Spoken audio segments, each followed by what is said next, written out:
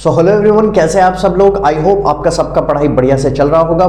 मैंने आपके लिए कुछ प्लेलिस्ट में वीडियोस बना के रखे हुए हैं, सो आप जाके उसको चेक कर लीजिए। आपका बोर्ड एग्जामिनेशन बहुत बेहतरीन जाएगा, मेरा वादा है।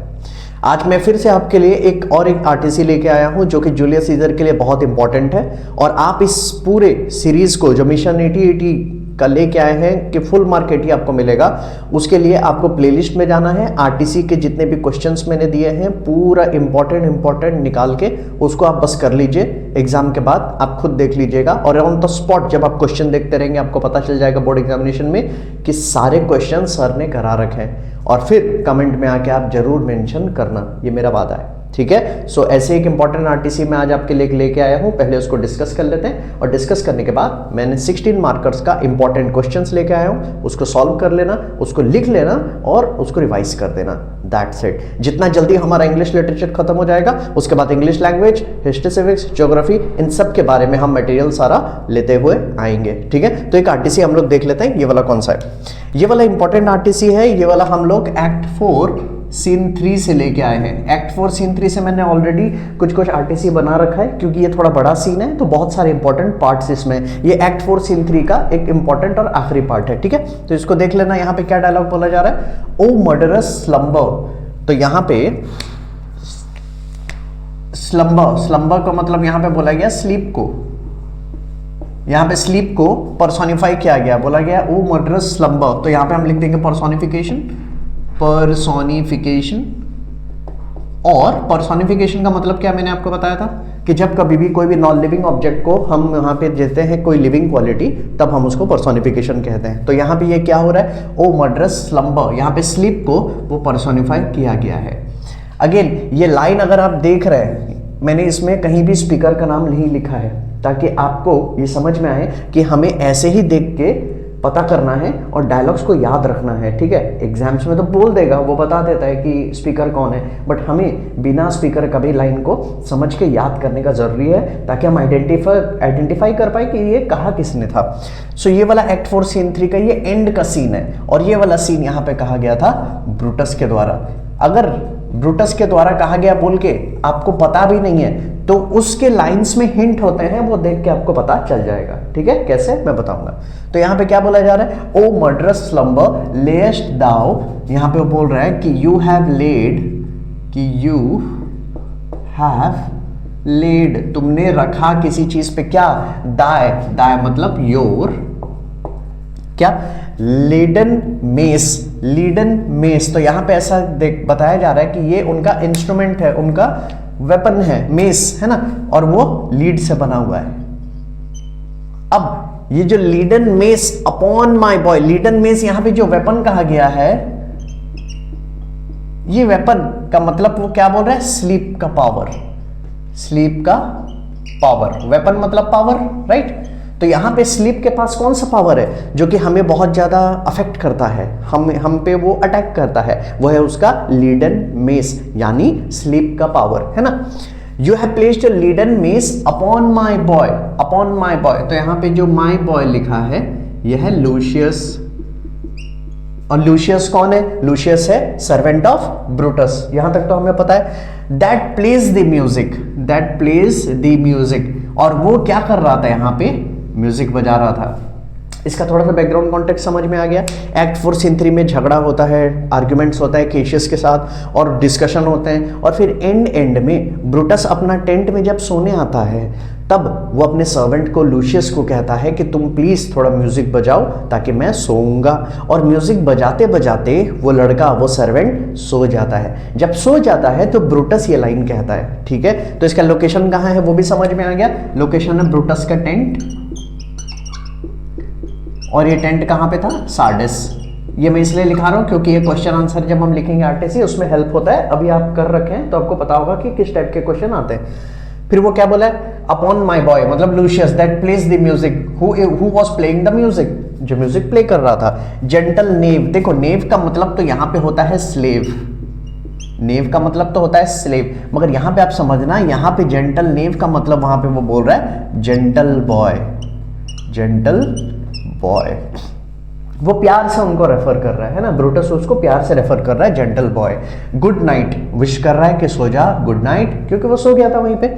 I will not do thee मतलब you, I will not do you so much wrong. वो क्या बोल रहा है कि I will not do wrong to you. तो यहां पे वो रॉन्ग कैसे करता, वो रॉन्ग करता जब वो उसको उठा देता, ठीक है। देखो इसीलिए लिखा wrong to wake thee means again you. तो ब्रूटस यहां पे कह रहा है कि मैं तुझे उठा के तेरे इस नींद से डिस्टर्ब करके तेरे साथ गलत नहीं करूंगा। इफ दाउ डस्ट नॉट, देखो इफ दाउ मतलब thou means you, if you dost not, अगर तुम यहां पे नॉट का मतलब यहां मूवमेंट बोल रहा है ना, कि अगर तुम नींद में रहते हुए थोड़ा सा भी अगर तुमने मूवमेंट किया, थोड़ा सा भी नींद में इधर उधर हुए, तो क्या होगा, दाउ ब्रेकेस्ट मतलब यू विल ब्रेक, तुम तोड़ दोगे। क्या तोड़ दोगे, you will breakest the instrument means your musical instrument. Clear है। अगर तुम नींद में थोड़ा सा भी मूवमेंट करोगे और इधर उधर हिलोगे तो अपने म्यूजिकल इंस्ट्रूमेंट तोड़ दोगे। क्यों, क्योंकि वो म्यूजिकल इंस्ट्रूमेंट लेते हुए सो गया था। क्लियर है। फिर इसमें क्या बोल रहा है, उसीलिए मैं नहीं चाहता कि तुम ये चीज तोड़ दो, इसीलिए I will take it from you. तो यहां पे जो इट है, इट का क्वेश्चन अगर आएगा, इट किसको रेफर किया गया, तो इट है musical instrument, musical instrument. Clear है। I will take it from thee, I will take it from thee मतलब I will take it from you and goodbye, good night, और आराम से सो जाओ, गुड नाइट। यहां तक clear है, समझ में आ गया। अब यहां पे एक ठो हम लोग का यूज किया गया है पर्सोनिफिकेशन। पर्सोनिफाई किसको किया गया, यहाँ पे स्लीप को पर्सोनिफाई किया गया कि स्लीप ने किसी को अपने पावर से ओवर पावर कर दिया, या अपने इंस्ट्रूमेंट से, अपने वेपन से किसी को ओवर पावर कर देना। तो पर्सोनिफिकेशन यहाँ पे हो रहा है ना। लिटरेरी डिवाइस क्या यूज हो रहा है, पर्सोनिफिकेशन। क्वेश्चन में आएगा, हम लिख सकते हैं। तो ये वाला आपको पूरा पैराग्राफ समझ में आ गया, क्या है, कैसा है, इसका बैकग्राउंड है। अब इसके रिलेटेड एकदम फटाफट 16 मार्कर्स के मैंने क्वेश्चन लाए, वो आप लोग कर लीजिए। सो अभी हम लोग करते हैं इसके क्वेश्चंस। सो ये रहा आपके लिए 16 मार्क्स का क्वेश्चन, एक बार देख लेते हैं। और उससे पहले मैं आपको बता रहा हूँ, अगर मेरा एफर्ट आपको अच्छा लग रहा है, प्लीज़ एक बार लाइक कर दीजिए। आपका जो भी डाउट्स है, क्वेरीज है, उसको कमेंट सेक्शन में डाल दीजिए, कमेंट कर दीजिए, और आप सब्सक्राइब कर दीजिए, ताकि जैसे ही ये चीज़, जितना अभी रैपिडली ये सारे वीडियोस आते रहेंगे, तो आपको नोटिफिकेशन मिलता रहेगा और तुरंत आप इसको कर लेंगे। ठीक है। देखो, और एक चीज़ जस्ट थोड़ा सा बता रहा हूँ, इस चीज़ को कंप्लीट करने का, इसको कैसे करना है फॉलो, इसका बस 2 ही रास्ता है। आपको मैं आरटीसी समझा देता हूँ, आरटीसी समझा देने के बाद एक क्वेश्चन को आप नोट डाउन कर लें, स्क्रीनशॉट ले लें, और उसको बिना किसी हेल्प का खुद लिखना कोशिश करें। आप खुद लिखने के बाद जब मैं इस आंसर को डिस्कस करूंगा, तो उसके बाद आप उसको चेक कर लीजिए, आपको कॉन्फिडेंस मिलेगा कि यार मैं ये आंसर लिख सकता हूँ और मुझे अच्छा मार्क आ सकता है। एक तरीका ये है। दूसरा तरीका, आप अगर इसको नहीं चाहते हैं कि अभी प्रैक्टिस करना है या बाद में इसको प्रैक्टिस करना चाहते हैं, तो इस क्वेश्चन आंसर को आप इसको स्क्रीनशॉट ले लें, आंसर को भी लिख लें और उसको रिवाइज करके दोबारा दें। जैसे भी करो, फायदा आपका है, गारंटी के साथ। आगे बढ़ते हैं। क्वेश्चन देखो, स्क्रीनशॉट जिसको लेना है ले लो। ठीक है, ओके, बढ़िया। चलो अब इसको डिस्कस करते हैं। मैंने आईसीएसई पैटर्न के हिसाब से लिखा है 3 3 3 3 4, तो 16 मार्क का क्वेश्चन है। देख लेते हैं, एकदम इजी है, एकदम मस्त है। क्या लिखा है सबसे पहला, देखो सबसे पहले लिखा है हु इज द स्पीकर। तो हमें यहाँ पे स्पीकर के बारे में बात कर रहा है, तो हमें पता है द स्पीकर इज ब्रूटस। तो यहाँ पे हम लिख देंगे द स्पीकर इज ब्रूटस। फिर इसके बाद नेक्स्ट क्या, what is the location of the scene. एकदम इजी, ये तो मेरा एक स्टैंडर्ड क्वेश्चन रहता है, मैं आपको प्रैक्टिस हमेशा करवाता हूँ ताकि आपको पता चले कि सीन कहाँ पे हो रहा है, एडिशनल इन्फॉर्मेशन हमें पता चले। तो ये हमारा सीन हो रहा है ब्रूटस के टेंट में, और कहाँ पे है ये, Sardis. Sardis. The location of the scene is Brutus's tent, या inside Brutus's tent at Sardis। ठीक है, या सिर्फ आप अगर इतना भी लिख दोगे तो भी चलेगा, कोई टेंशन वाली बात नहीं है। तो 2 मार्क हमें मिल गया। ठीक है। नेक्स्ट तीसरा पार्ट क्या बोल रहे हैं, name the person that Brutus mentioned in the above line as my boy. मैंने कहा था ना कि ऐसे टाइप के क्वेश्चन आ सकते हैं और आएंगे। ये है लूशियस। तो लिखना कैसे लिखेंगे, in the above line Brutus mentioned Lucius as my boy. और लूशियस की जगह में जब भी आप लिखोगे ब्रैकेट में लिख देना सर्वेंट ऑफ ब्रूटस। 3 मार्क मिल गया, 3 पार्ट के क्वेश्चन, पहला वाला क्लियर है। आगे बढ़ते हैं, नेक्स्ट में डील करते हैं। क्या लिखा है, name 2 persons who were present there along with speaker. हमें तो पता है स्पीकर कौन है, Brutus, and the person referred to as my boy. Boy कौन है हमें तो पता है, लूशियस। तो ब्रूटस और लूशियस के अलावा और कौन है वहां पे, थोड़ा सा अगर इसका बैकग्राउंड में जाओगे तो ब्रूटस दो लोगों को बुलाया था, याद है, थोड़ा थोड़ा याद आ रहा है, उन्हीं दोनों का नाम यहाँ पे लिखना है। वो दो नाम कौन है? वो दो नाम है, एक है वैरो और एक है क्लाउडियस। वैरो और क्लाउडियस, वैरो और क्लाउडियस वहां पे सो रहे थे पास में। क्लियर है? ब्रूटस उनको बुलाता है, आप रिवीजन किए होगे तो आपको पता होगा। अब क्या लिखा है? वाई दे वेर, देखो वाई पूछा है, why they were called by the speaker. मैंने कहा था ना कि उन लोग को कुछ काम के लिए बुलाया गया है, तो उन लोग को क्या काम के लिए बुलाया गया था? उन लोग को मैसेज पहुंचाने के लिए बुलाया गया था। किसको मैसेज पहुंचाना है? केशियस को। तो इसका आंसर लिखेंगे कैसे? इसका आंसर लिखेंगे यहीं से स्टार्ट करना, they were called by the speaker, या ब्रूटस भी लिख सकते हो जैसा आपको ठीक लगे, कि they were called by the speaker in order to carry urgent messages to Cassius. Clear है? समझ में आ रहा है? तो यहां पे देखो कैसे इसका मार्क डिस्ट्रीब्यूशन आपको समझ में है। यहां पे 3 मार्क का है, तो यहां पे नेम टू पर्सन बोला गया है कि वहां पे आप बताओ, और यहां पे क्वेश्चन आपको बोलेगा why they were called by the speaker. इसको मिला के 3 मार्क का है, हमारा 3 मार्क का क्वेश्चन हो गया। इसमें थोड़ा सा 2 मार्क है, समझ के आपको वैसे लिखना है, मतलब कम से कम 2 पॉइंट्स लिखना है, ठीक है।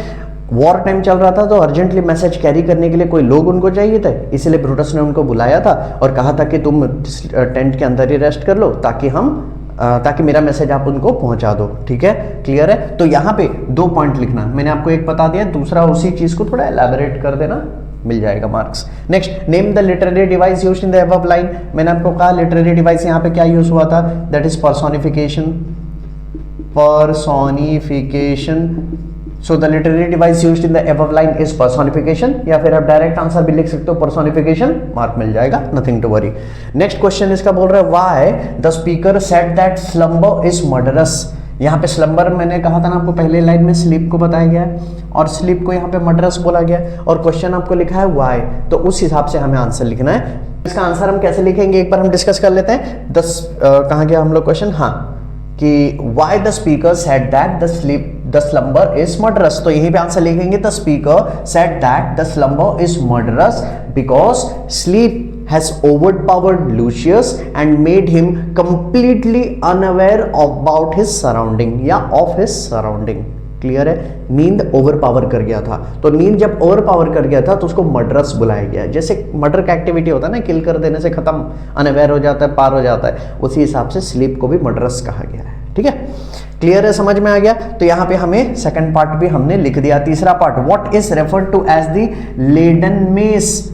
यहां पे आपको मीनिंग नहीं पूछ रहा है, यहां पे बोल रहा है व्हाट, कि लेडन मेस किसको बोला गया है, तो यहां पे हम इसका आंसर उसी तरीके से लिखेंगे। Leaden mace is referred to as the overpowering force of sleep. Clear है? समझ में आ रहा है? या फिर the heavy and overpowering force of sleep. 2 variety मैंने आपको वेरिएंस बता दिया, उसको दोनों में से कोई सा भी लिख सकते हो, दोनों मत लिखना, कोई एक लिखना। क्लियर है? समझ में आ गया? तो यहां पे वो जो ओवरपावरिंग या हेवी और ओवरपावरिंग फोर्स को बोला गया। नींद का ये जो फोर्स है उसको लेडन मेस की तरह हो गया। लेडन मेस बहुत हैवी होता है ना, वैसे ही हम लोग का स्लीप का जो पावर है वो भी बहुत ड्राउजी और हैवी होता है, हम उसको जल्दी से झटक नहीं सकते, हमारे ऊपर इंपैक्ट करता है, ठीक है। तो यहाँ पे देखो 3 मार्क मिल गया। अभी तक हमने कितना सॉल्व कर लिया, 3 3 6 3 9, आराम से मिल गया। आगे बढ़ते हैं, क्या लिखा है, What startled the speaker at the end of the above lines were said। मतलब ये चीज जब खत्म हो जाता है, तो ये चीज जब वो सीन खत्म हो रहा होता है, ये डायलॉग खत्म रहा होता है, तो ठीक इस डायलॉग के कुछ बोलने के बाद वो वापस से किताब पढ़ने लगता है। जैसे वापस से किताब पढ़ने लगता है तो उसको दिखता है सीजर का घोस्ट, सीजर का आत्मा है, भूत है। क्लियर है? तो यहाँ पे स्टार्टल्ड लिखा है एक वर्ड, स्टार्टल्ड का मतलब सरप्राइज होता है, ओके। तो यहां पे लिखेंगे what surprised the speaker at the end of the above line were said, तो यहां पे लिखना the speaker was startled to see the ghost of Caesar. Clear है? एक वैरायटी ऐसा है। दूसरा कैसे लिखेंगे, at the end of the above lines were said the speaker saw the ghost of Julius Caesar and upon seeing the ghost of Julius Caesar he was very much frightened and startled.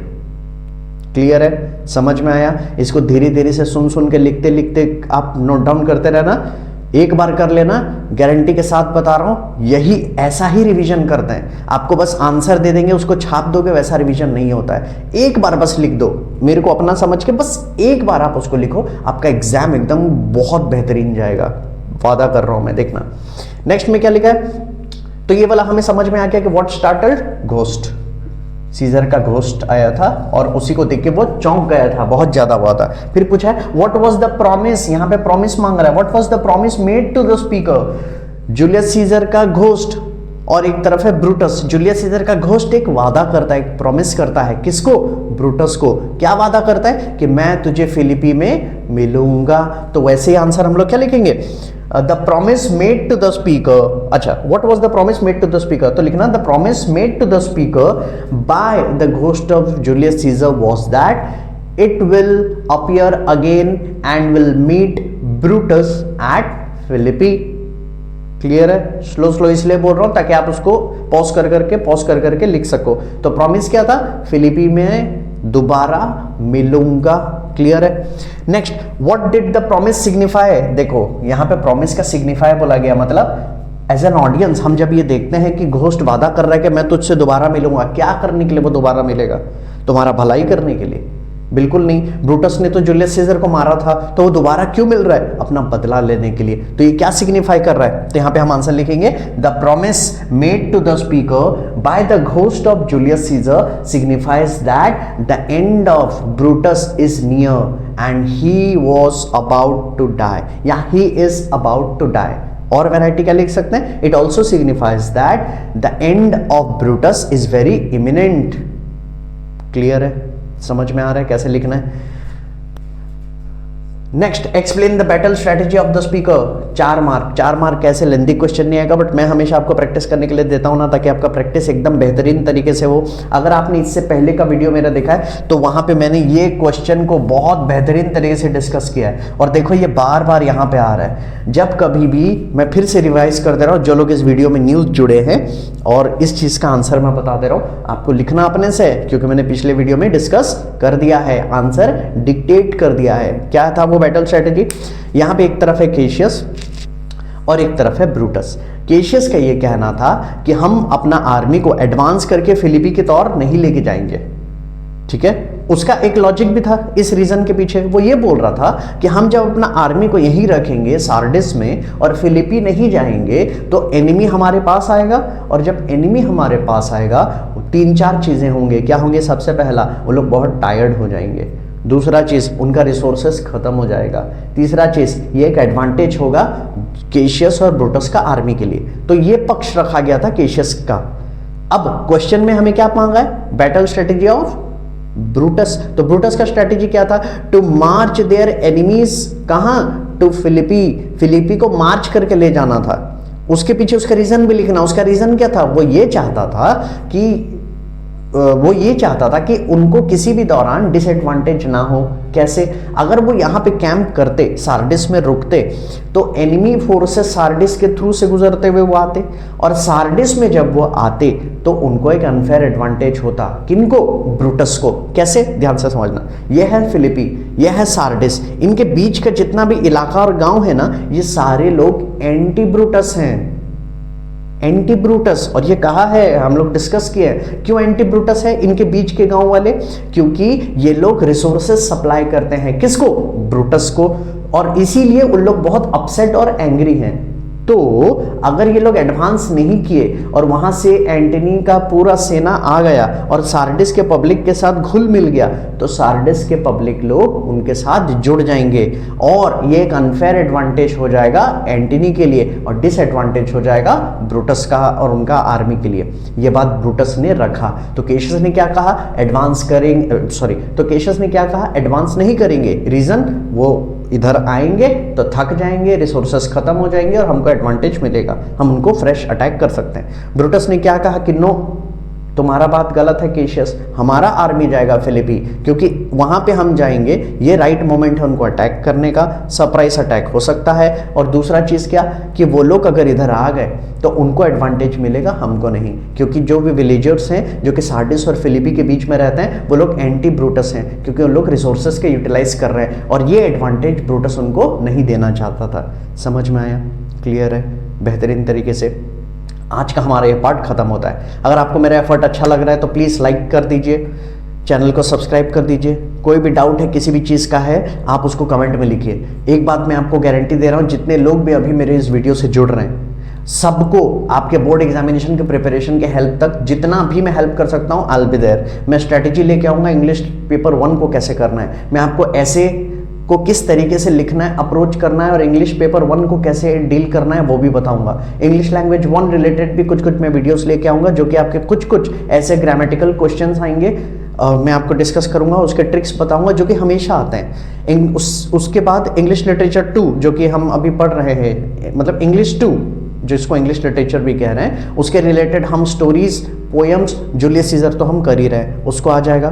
तुरंत ही अभी मैं videos बनाने वाला हूँ, 1 shot video बनेगा हमारा पूरा poetry के लिए, जो कि आपको एक ही बार देखना है, पूरा क्वेश्चन डिस्कस करेंगे, उसको एक ही बार देख लेना, एकदम इजी है। मैं आपको बता दूंगा कौन कौन सा चैप्टर आ रहा है, उसके अलावा दूसरा कुछ मत पढ़ना। हाँ, थोड़ा सा ऐसी आइडिया लेके चले जाना, बट इन डेप्थ उसी को तैयार करना जो मैं कर रहा हूँ। तो आपका पूरा बोर्ड एग्जामिनेशन का प्रिपरेशन तक मैं आपको हर सब्जेक्ट का हो, इंग्लिश 1, इंग्लिश 2, यहाँ पे रहा हिस्ट्री सिविक्स, यहाँ पे रहा ज्योग्राफी, कोई अगर कॉमर्स के हैं तो भी आप वहाँ पे बताना, मैं कॉमर्स का भी बना दूंगा, मैं कॉमर्स भी पढ़ाता हूँ, फिजिकल एजुकेशन, ये सब टॉपिक रिलेटेड जिन को डाउट है, कुछ भी डाउट है आप बोलना, मैं आपके लिए जितना हेल्प कर सकता हूँ I will do it, trust me. क्योंकि मेरे को ज़्यादा अच्छा कब लगता है पता है, ये सुन के, ये जान के अच्छा लगता है जब मेरा वीडियोस किसी भी बच्चे को ऑल ओवर इंडिया में कोई भी अगर देख रहा है, उसको अगर 1 मार्क दिलाने में भी एक्स्ट्रा काम आता है, उसके अंदर थोड़ा भी कॉन्फिडेंस लेके आता है, तो सच बता रहा हूँ मुझे बहुत सुकून मिलता है, चैन से सोता हूँ मैं। ऐसे ही वीडियोस आपके लिए लाते रहूँगा और ऐसे ही हम इस जर्नी को पूरा करते रहेंगे। मिशन 80 ऑन 80 होगा ज़रूर।